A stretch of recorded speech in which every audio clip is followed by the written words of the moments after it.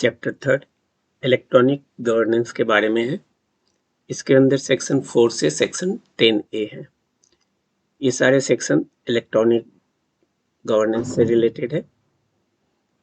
Electronic governance क्या होता है? The meaning of electronic governance और E governance is to use information and communication technology, in short form ICT. ICT stands for information and communication technology, जो कि हमारा दो form में हो सकता है, non interactive one way and interactive two way. In one way like email, radio, TV, film, video, bulletin board etcetera. इसमें एक साइड से तो मैसेज डिलीवर होता है, दूसरी साइड से हम मैसेज डिलीवर नहीं कर सकते। इंटरेक्टिव के केस में जैसे बोथ साइड से हम मैसेज ट्रांसमिट कर सकते हैं, लाइक चैटिंग, वीडियो कॉन्फ्रेंसिंग, और एक और भी है मोबाइल एंड इंटरनेट और कंप्यूटर। इन सबों का भी हम यूज कर सकते हैं टू वे के लिए और वन वे के लिए भी। लेकिन इस सारे चीज़ों में, मोबाइल, इंटरनेट और कंप्यूटर में, हम कुछ एक्स्ट्रा टेक्नोलॉजी यूज करते हैं, like hardware, software, WW, Google classroom, multimedia. ये सब सॉफ्टवेयर और हार्डवेयर हम लोग यूज करते हैं ताकि हमारा कंप्यूटर पर या इंटरनेट या मोबाइल पे वन वे और टू वे कम्युनिकेशन कर सके। To enhance the efficiency, transparency and accountability and delivery of government services. इस इलेक्ट्रॉनिक गवर्नेंस की रिक्वायरमेंट क्यों हुई?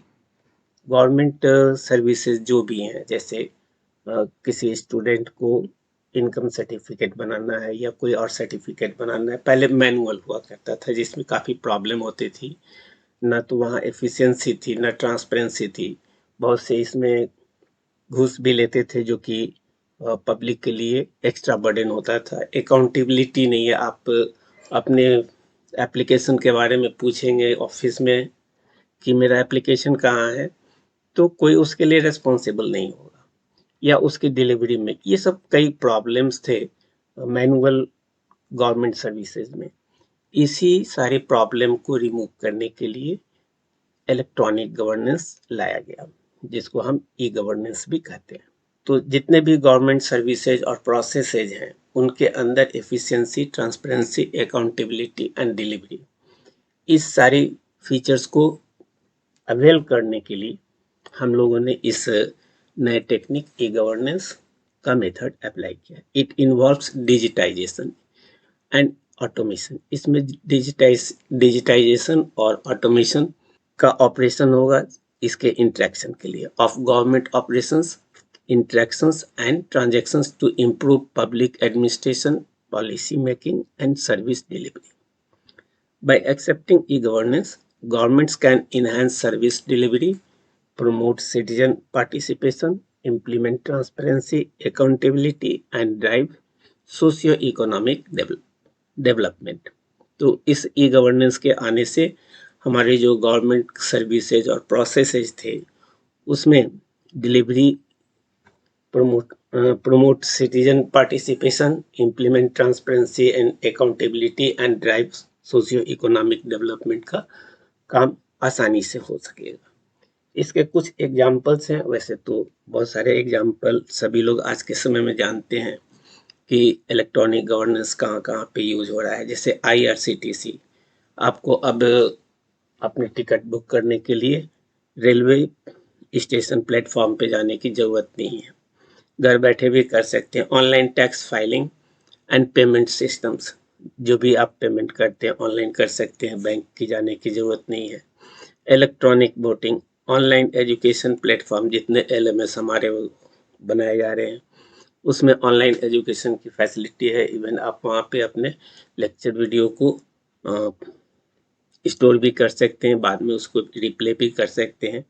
Digital identity management, government portals, open data portals, e procurement systems, health care information system, smart city initiatives. These are the some examples. There are many more examples which are availed by the citizens. ये छोटा सा एक definition था हमारे electronic governance का। अब हम लोग चलते हैं इसके डिफरेंट सेक्शंस के बारे में। सेक्शन 4 कहता है कि legal recognition of electronic records. जो भी हमारे पास इलेक्ट्रॉनिक रिकॉर्ड्स हैं उनका लीगल रिकॉग्निशन। जनरली हम लोग ट्रेडिशनल मेथड में पेन पेपर का यूज करते थे, जिसके ओवरहेड को रिमूव करने के लिए ही ये हमारा इलेक्ट्रॉनिक गवर्नेंस लाया। और जैसा कि अभी हमने डेफिनेशन में देखा, where any law provides that information or any matter shall be in writing or in the typewritten or printed form, then notwithstanding anything contained in such law, such requirement shall be deemed to have been satisfied if such information or matter is। जो भी हमारा hand retain writing या type retain या printed form थे हमारे documents के, वो यदि ई फॉर्म में है। इस लॉ में ऐसा कुछ नहीं कहा गया है, केवल डॉक्यूमेंट्स हैं और वो ई फॉर्म में दिया हुआ है, तो वो ई फॉर्म लीगल होगा, उसकी लीगल रिकॉग्निशन होगी उस इलेक्ट्रॉनिक रिकॉर्ड्स को, यदि ये दो कंडीशन उसमें सेटिस्फाइड होते हो। पहला कंडीशन कहता है रेंडर्ड और made available in an electronic form. यदि उसको हम इलेक्ट्रॉनिक फॉर्म में दिखा रहे हैं, and accessible so as to be usable for subsequent reference. यदि बाद में हम उसको यूज करें या एक्सेस करें तो उसी फॉर्म में मिलना चाहिए। यदि ये दो कंडीशन हमारा फुलफिल होता है तो कोई भी रिटन डॉक्यूमेंट टाइप रिटन और प्रिंटेड यदि ई फॉर्म में है तो उसको हम मान लेंगे कि ये लीगल है और अपना जो फुलफिल है वो जो कंडीशन है वो कंडीशन फुलफिल हो रहा है।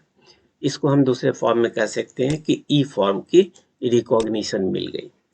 सेक्शन 5 हमारा legal recognition of electronic signature के बारे में है। इलेक्ट्रॉनिक सिग्नेचर की लीगल रिकॉग्निशन कैसे दिया जाएगा।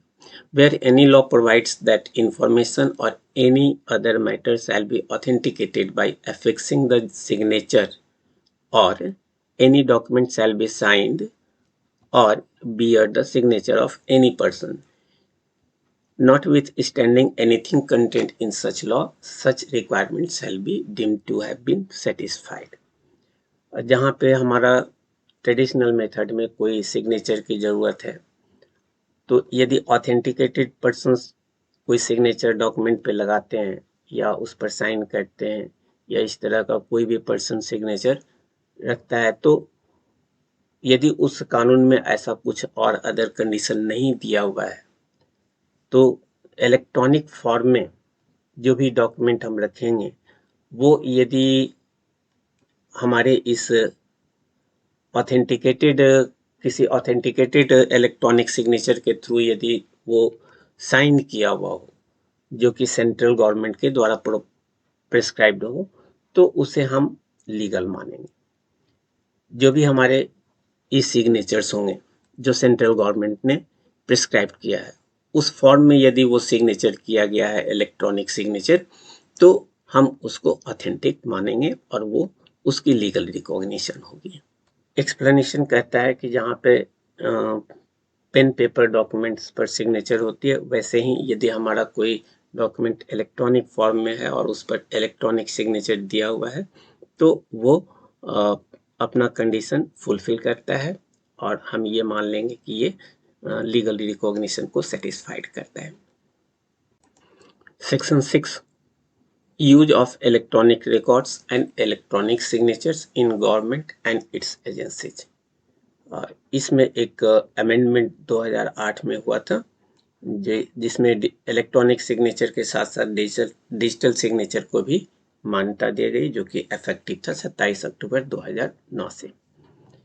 अब ये लॉ कहता है, इसके अदर क्लॉज भी हैं। ये फर्स्ट क्लॉज कहता है where any law provides for, यदि कोई ऐसा लॉ में दिया हुआ है कि कोई भी फॉर्म, एप्लीकेशन, अदर डॉक्यूमेंट की फाइलिंग किसी ऑफिस में अथॉरिटी, बॉडी और एजेंसी और control by appropriate government in a particular manner, यदि किसी अप्रोप्रिएट गवर्नमेंट के द्वारा किसी ऑफिस, अथॉरिटी, बॉडी और एजेंसी में ये सारी चीज़ें फाइल की जाती थी पेन एंड पेपर के अकॉर्डिंग, या द इशू और grant of any licence, permit, sanction और approval by whatever name called in a particular manner, कोई भी चीज इशू या ग्रांट हो रहा था, या द रिसिप्ट और payment of money in a particular manner, जो मैनुअल फॉर्म में होने की बात कहता है यदि वो लॉ, और इस लॉ में यदि कुछ ऐसा कोई अदर प्रोविजन नहीं दिया गया, अदर कोई कंडीशन नहीं दिया गया है, तो ये सारी चीज़ें यदि हम इलेक्ट्रॉनिक फॉर्म में रखें, इलेक्ट्रॉनिक रिकॉर्ड्स के फॉर्म में हम दें, ठीक उसी तरीके से जिस तरीके से हम मैनुअल देते थे, तो ये माना जाएगा कि हमारा जो रिक्वायरमेंट है वो फुलफिल हो रहा है और सेटिस्फाइड हो रहा है।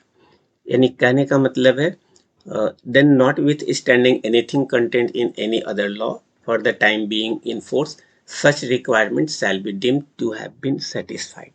इसको हम मान लेंगे और ये हम जानेंगे कि ये सेटिस्फाइड होता है इफ सच फाइलिंग, जो मैनुअल डॉक्यूमेंट थी, और इशू, ग्रांट, रिसिप्ट और payment as the case may be is affected by means of such electronic form as may be prescribed by the appropriate government।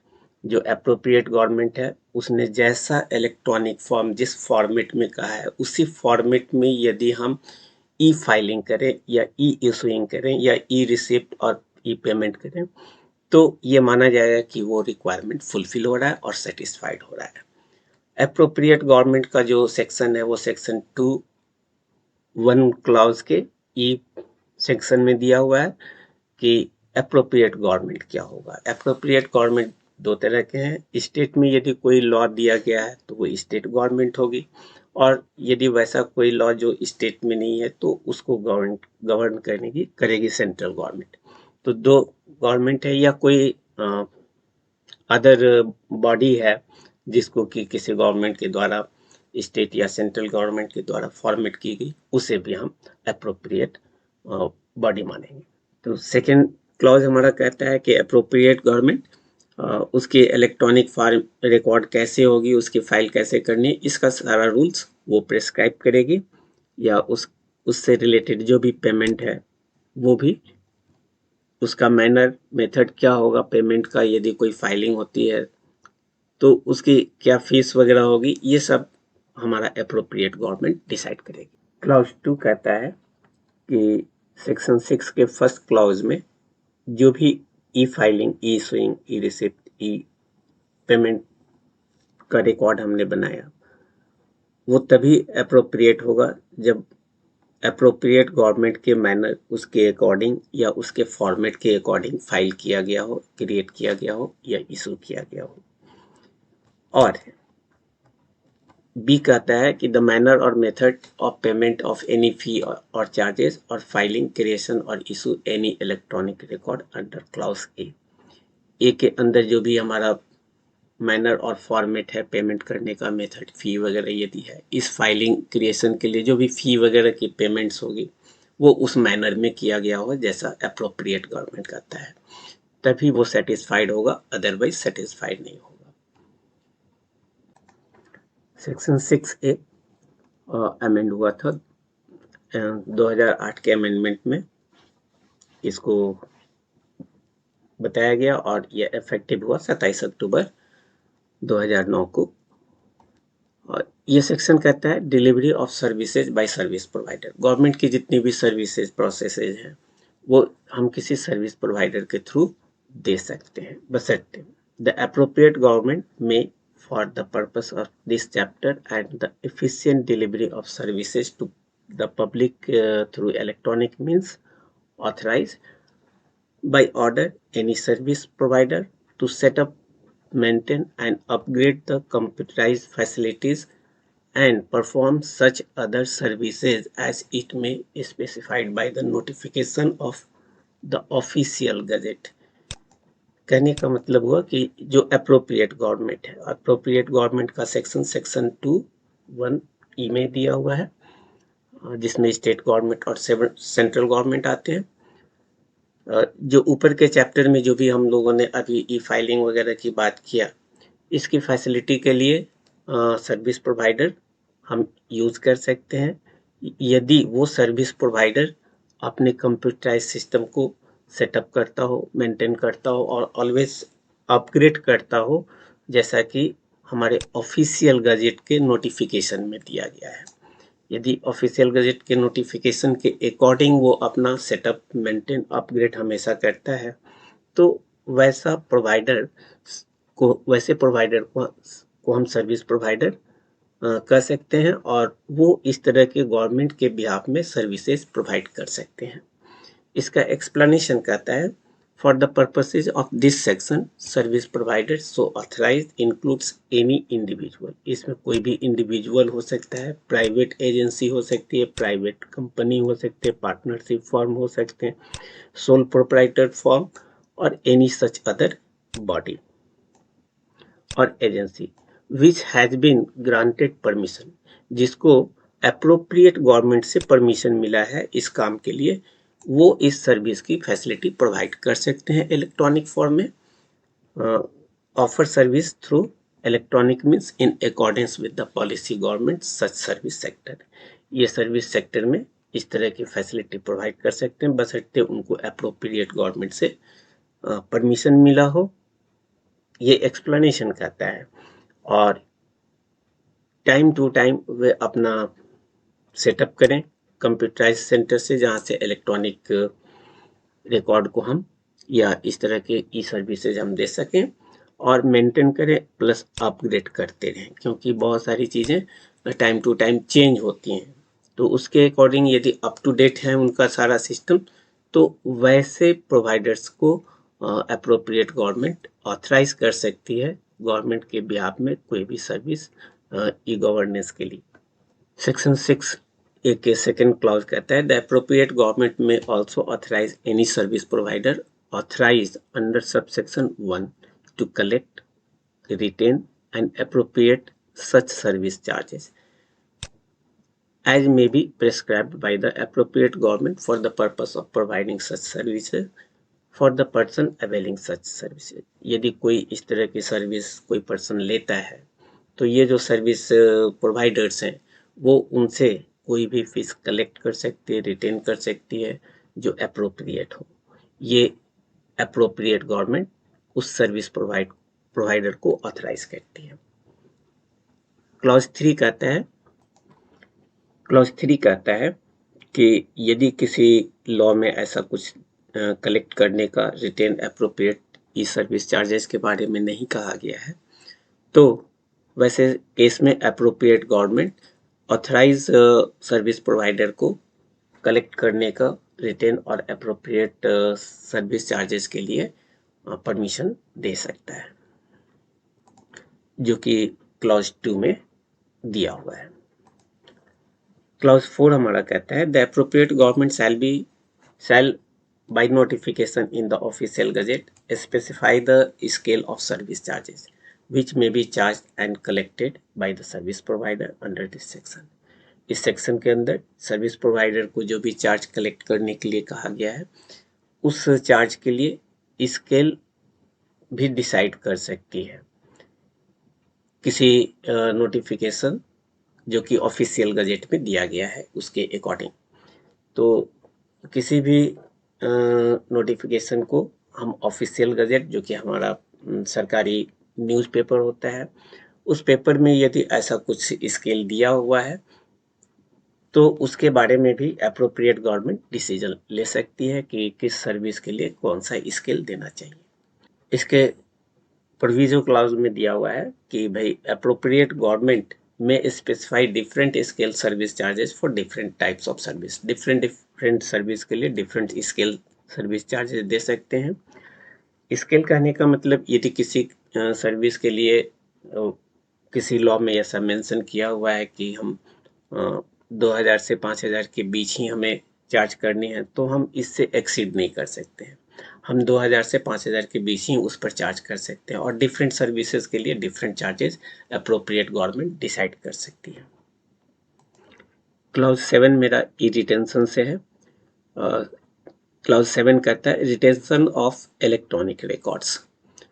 First clause में where any law provides that documents, records or information shall be retained for any specified period, then that requirement shall be deemed to have been satisfied if such document, records or information are retained in the electronic form if ये तीन इसके clause दिए sub clause दिए हुए हैं।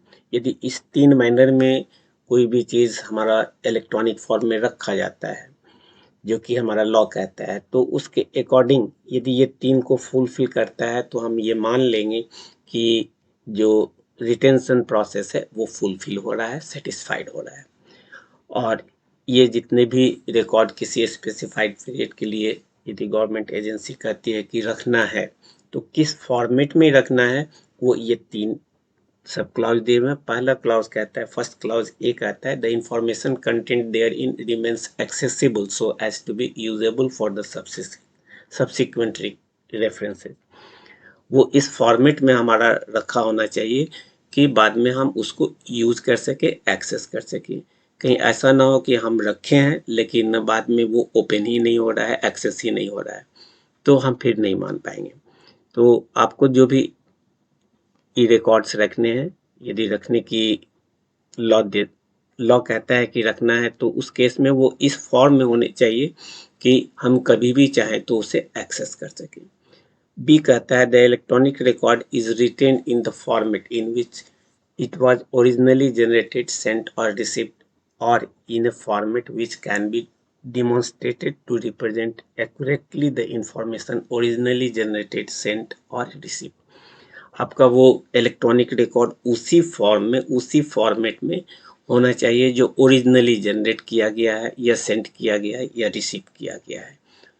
उसमें ना तो उसके फॉर्मेट को हम चेंज कर सकते हैं ना उसके कंटेंट को चेंज कर सकते हैं। यदि ओरिजिनल फॉर्म में वो जैसा था वैसा ही हम रखते हैं तो ये फुलफिल करता है। सी कहता है the details which will facilitate the identification of the origin, destination, date and time of the dispatch or receipt of such electronic record are available in the electronic record। Electronic record में उसके origin, destination, कब वो receive या dispatch हुआ, उसका date, time, ये सारी चीज़ें ओरिजिनल फॉर्म में यदि अवेलेबल्स हैं तभी हम मानेंगे कि जो रिटेंशन का काम है वो अप्रोप्रिएट है या सेटिस्फाइड करता है। तो ये तीन कंडीशन है यदि कोई इलेक्ट्रॉनिक रिकॉर्ड्स को रखने की प्रोविजन है किसी पर्टिकुलर टाइम पीरियड तक, तो वैसे केस में ये तीन कंडीशन सेटिस्फाइड होने चाहिए। यदि इनमें से कोई भी सेटिस्फाइड नहीं होता है तो हम ये मानेंगे कि ई रिटेंशन सेटिस्फाइड नहीं होता है और वो फुलफिल नहीं होता है। प्रोविजो क्लॉज कहता है provided that this clause does not apply to any information which is automatically generated solely for the purpose of enabling and electronic records to be dispatched और रिसीव्ड। कभी कभी हम लोग कुछ डॉक्यूमेंट ऑटोमेटिकली भी generate करते हैं, तो वैसे केस में ऑटोमेटिकली जनरेटेड इंफॉर्मेशन और डॉक्यूमेंट के केस में ये क्लॉज फुलफिल नहीं होता और उस पर ये लागू नहीं होता है। सिर्फ उसी क्लॉज पे लागू होगा जो ऊपर कहा गया है, ऑटोमेटेड जनरेटेड ई रिकॉर्ड पर ये क्लॉज लागू नहीं होगा। सेक्शन 7 का सेकेंड क्लॉज कहता है nothing in this section shall apply to any law that expressly provides for the retention of document records information in the form of electronic records। यदि कोई ऐसा रूल किसी डॉक्यूमेंट के बारे में जो ऑलरेडी दिया हुआ है कि इलेक्ट्रॉनिक रिकॉर्ड्स में होना चाहिए तो उस पर ये अप्लाई नहीं होगा। ये सेक्शन 7 का फर्स्ट क्लॉज उसी पर अप्लाई होगा जो पेन एंड पेपर बेस्ड है। Pen and paper based document के लिए ये ABC 3 कंडीशंस दिए गए हैं। लेकिन यदि किसी लॉ में कोई ऐसा डॉक्यूमेंट, किसी ऐसे डॉक्यूमेंट का बारे में कोई लॉ दिया हुआ है कि आपको उसको इलेक्ट्रॉनिक फॉर्म में ही रखना है तो उसकी बात ही नहीं करना है, उस पर तो ऑलरेडी इलेक्ट्रॉनिक रिकॉर्ड रखने का सारा फॉर्मेट दिया हुआ है। तो ऊपर का जो सेक्शन 7 का क्लॉज 1 है वो उसी डॉक्यूमेंट पे होगा जिस पर, जो कि पेन एंड पेपर के बारे में, पेन एंड पेपर बेस्ड होगा। सेक्शन 7A और अमेंडमेंट 2008 में हुआ था और ये इफेक्टिव हुआ 27 अक्टूबर 2009 को।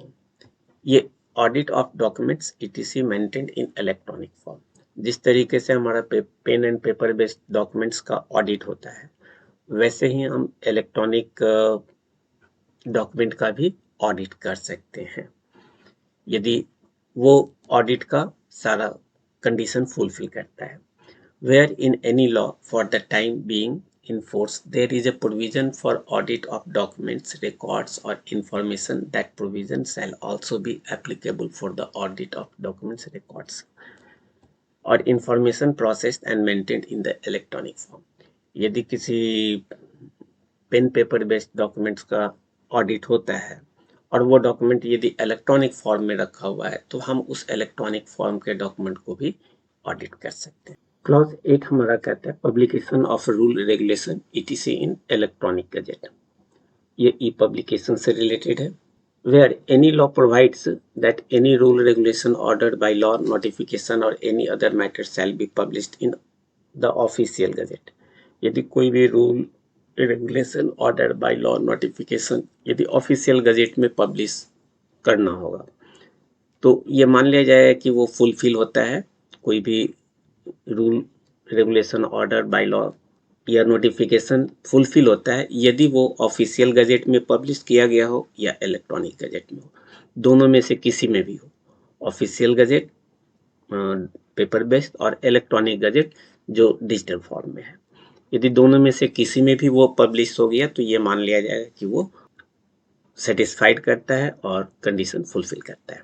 प्रोवाइडेड, इसका प्रोविजो क्लॉज कहता है provided that where any rule, regulation, order, by law, notification or any other matter is published in the official gazette or electronic gazettes, the date of publication shall be deemed to be the date of the gazette which was first published in any form। जो भी rule regulation order by law और notifications और other matters यदि official gazette में publish हुआ हो या electronic gazette में पब्लिश हुआ हो या दोनों में पब्लिश हुआ हो, तो डेट ऑफ पब्लिकेशन किसका माना जाएगा? जिसमें भी पहले पब्लिश हुआ है वही डेट पब्लिकेशन डेट माना जाएगा। Date of publication shall be deemed to be the date of the gazette which was first published in any form. दोनों में यदि है तो दोनों में जिसमें पहले पब्लिश हुआ वही डेट एप्लीकेबल माना जाएगा। सेक्शन 9 कहता है section 6, 7 and 8 not to confer right to insist documents should be accepted in electronic form। Nothing contained in section 6, 7, 8 shall confer a right upon any person to insist that any ministry or department of the central government or the state government or any authority or body established by or under any law or controlled or funded by the central or state government should accept, issue, create, retain and preserve any document in the form of electronic records or effect any monetary transactions in the electronic form। किसी भी तरह का electronic work आप किसी government को या किसी ministry को या किसी डिपार्टमेंट को या जो भी उसके द्वारा बनाया गया बॉडी हो, उनको आप फोर्स नहीं कर सकते हैं इलेक्ट्रॉनिक रिकॉर्ड को प्रोड्यूस या रखने के लिए। जनरली ये हमारी है कि जो pen and paper based methods है वो बहुत सारे प्लेसेस पर, बहुत सारे गवर्नमेंट प्लेसेस पर ये पेन एंड पेपर बेस्ड है, लेकिन रूल तो हमने पेन एंड पेपर को इलेक्ट्रॉनिक फॉर्म में बनाने के लिए बना दिए, मगर ये जरूरी नहीं कि हर एक एजेंसी और गवर्नमेंट आपको इलेक्ट्रॉनिक फॉर्म में वो डेटा रखे या उसके लिए आप उसको फोर्स कर सकें। तो सिंपल वे में कर सकते हैं कि no one has the right to insist on e dealing for section 6 to 8 to government department. किसी भी गवर्नमेंट डिपार्टमेंट को हम ये फोर्स नहीं कर सकते हैं कि आप इलेक्ट्रॉनिक डीलिंग कीजिए, इलेक्ट्रॉनिक रिकॉर्ड रखिए या इलेक्ट्रॉनिक ट्रांजैक्शन ही कीजिए, ऐसा हम उसके लिए फोर्स नहीं कर सकते हैं। ये उसकी मर्जी है, इलेक्ट्रॉनिक फॉर्म में हमें डील करें या हम पेन एंड पेपर बेस्ड में डील करें। सेक्शन 10 कहता है power to make rules by central government in respect of electronic signature. इस इलेक्ट्रॉनिक सिग्नेचर को 2008 के अमेंडमेंट में 27 अक्टूबर 2009 को डिजिटल सिग्नेचर भी मान लिया है, जो नीचे दिया हुआ है। किसी भी रूल को बनाने का पावर सेंट्रल गवर्नमेंट को है, इलेक्ट्रॉनिक सिग्नेचर या डिजिटल सिग्नेचर के बारे में। तो इलेक्ट्रॉनिक सिग्नेचर और डिजिटल सिग्नेचर कैसा होगा, उसका रूल्स बनाने के फैसिलिटी सेंट्रल गवर्नमेंट के पास होगी, और वो किस फॉर्म में होगी उसका ये 5 कंडीशन दिया हुआ है कि कोई भी रूल यदि सेंट्रल गवर्नमेंट बनाती है तो उसमें ये 5 चीजें होनी चाहिए। द सेंट्रल गवर्नमेंट में for the purpose of this act by rules prescribe the type of electronic signature. अब उस रूल में इलेक्ट्रॉनिक सिग्नेचर और डिजिटल सिग्नेचर का टाइप क्या होगा। The manner and format in which electronic signature shall be affixed. उसमें किस तरह से इलेक्ट्रॉनिक सिग्नेचर या डिजिटल सिग्नेचर होगा, ये उसका मैनर, तरीका और उसका फॉर्मेट सेंट्रल गवर्नमेंट डिसाइड करेगी। द मैनर और procedure which facilitate identification of the person affixing the electronic signature. Electronic signature लगाने या डिजिटल सिग्नेचर लगाने पर उस पर्सन की आइडेंटिफिकेशन कैसे पता किया जाएगा, इसका भी rule regulation central government decide करेगी। जो भी डिजिटल सिग्नेचर लगा रहे हैं या डिजिटल सिग्नेचर कर रहे हैं, उनकी आइडेंटिटी कैसे पता किया जाएगा, उसका क्या तरीका होगा, ये मेरा सी कहता है। Control processes and procedures to ensure adequate integrity, security and confidentiality of electronic records और पेमेंट्स। एंड डी क्लॉज कहता है कि जो भी हमारा इलेक्ट्रॉनिक सिग्नेचर होगा उसकी इंटीग्रिटी, सिक्योरिटी, कॉन्फिडेंशियलिटी और इलेक्ट्रॉनिक रिकॉर्ड्स और पेमेंट्स, इस पर कंट्रोल होना चाहिए, और उसका तरीका क्या होगा, कैसे होगा, ये सेंट्रल गवर्नमेंट डिसाइड करेगी। Any other matter which is necessary to give legal effect to electronic signature और डिजिटल सिग्नेचर। इस इलेक्ट्रॉनिक सिग्नेचर और डिजिटल सिग्नेचर जो ऊपर रूल दिए गए, यदि कोई और अदर रूल्स ऐड करने की ज़रूरत है या उससे रिलेटेड कुछ मैटर ऐड करना है, तो ये उसको पावर है कि वो ऐड कर सकती है। यहाँ हम इलेक्ट्रॉनिक सिग्नेचर और डिजिटल सिग्नेचर इसलिए बोल रहे हैं कि इसके नीचे में आप देखेंगे substitute bye act 10 of 2009 and S2 for digital signature with effective from 27 अक्टूबर 2009। यानी इलेक्ट्रॉनिक सिग्नेचर के साथ साथ डिजिटल सिग्नेचर को भी मान्यता दी गई है, ये हमारा उसमें ऐड किया गया है। इसीलिए हम इस इलेक्ट्रॉनिक सिग्नेचर की जगह पे इलेक्ट्रॉनिक सिग्नेचर भी बोल रहे हैं और डिजिटल सिग्नेचर भी बोल रहे हैं। अब इसका लास्ट सेक्शन कहता है 10A, validity of contracts form through electronic means. जो पेन एंड पेपर बेस्ड हमारा कॉन्ट्रैक्ट था, वो यदि ई फॉर्मेट में रखा गया है, ठीक उसी तरीके से जैसे कि हम पेन पेपर बेस्ड रखते हैं। पेन पेपर बेस्ड में रखने का तरीका क्या था, wherein a contract formation the communication of proposals, first part, the acceptance of proposal, second part, the revocation of proposals, third part, and acceptance. ये 4 चीजें जो पेन एंड पेपर बेस्ड में होते थे, वो चारों चीज यदि इलेक्ट्रॉनिक फॉर्म में रखे हुए हैं तो हम ये मान लेंगे कि ये मेरा वैलिड कॉन्ट्रैक्ट है। सो 10A सेक्शन बताता है वैलिड ई कॉन्ट्रैक्ट के बारे में। Wherein a contract formation the communication of proposals, the acceptance of proposals, the revocation of proposals and acceptances, as the case may be, are expressed in electronic form or by means of an electronic record. Such contracts shall not be deemed to be unenforceable solely on the ground that such electronic form or means was used for that purpose. इसको हम ये मानेंगे कि यदि ये सारी process को follow किया गया है ई फॉर्म में, तो चूंकि सिर्फ फॉलो किया गया है ई फॉर्म में, इस बेसिस पर हम उसको रिजेक्ट नहीं कर सकते हैं। जब सारे प्रोसेस को, जो कॉन्ट्रैक्ट के प्रोसेस हैं, यदि ई फॉर्म में प्रोसेस किए गए हैं तो हम उसे लीगल मानेंगे और वो ई कॉन्ट्रैक्ट हमारा वैलिड ई कॉन्ट्रैक्ट होगा। इस चीज को एग्जामिनेशन पॉइंट ऑफ व्यू से इस चैप्टर 3 जो इलेक्ट्रॉनिक गवर्नेंस है, इसको हम इस तरीके से डायग्रामेटिक फॉर्म में दिखा सकते हैं। जो हमारा सेक्शन 4, 5, 10A है वो लीगल रिकॉग्निशन से रिलेटेड है। सेक्शन 4 हमारा इलेक्ट्रॉनिक रिकॉर्ड जो ई फॉर्म में है। सेक्शन 5 हमारा इलेक्ट्रॉनिक सिग्नेचर जिसको हम ई सिग्नेचर कह रहे हैं, और 10A हमारा ई कॉन्ट्रैक्ट है जिसका लीगल रिकॉग्निशन दिया गया।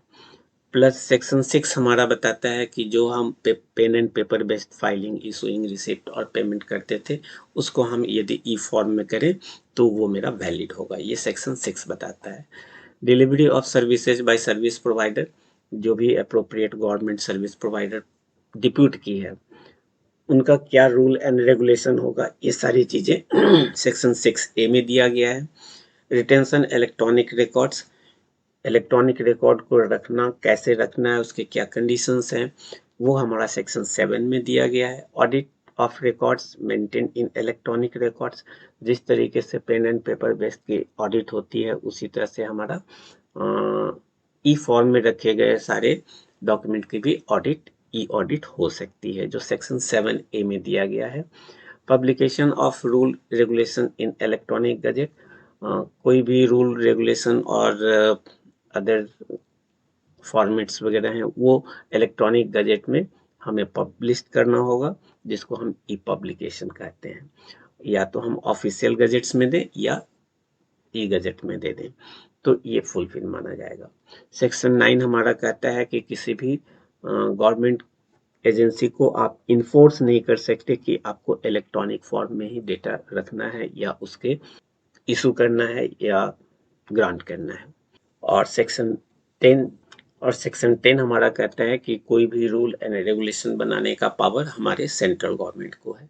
वैसे भी पूरी इस IT एक्ट 2000 में आप देखेंगे कि जो भी रूल रेगुलेशंस हैं वो सारी की रिस्पॉन्सिबिलिटी हमारे सेंट्रल गवर्नमेंट के पास है।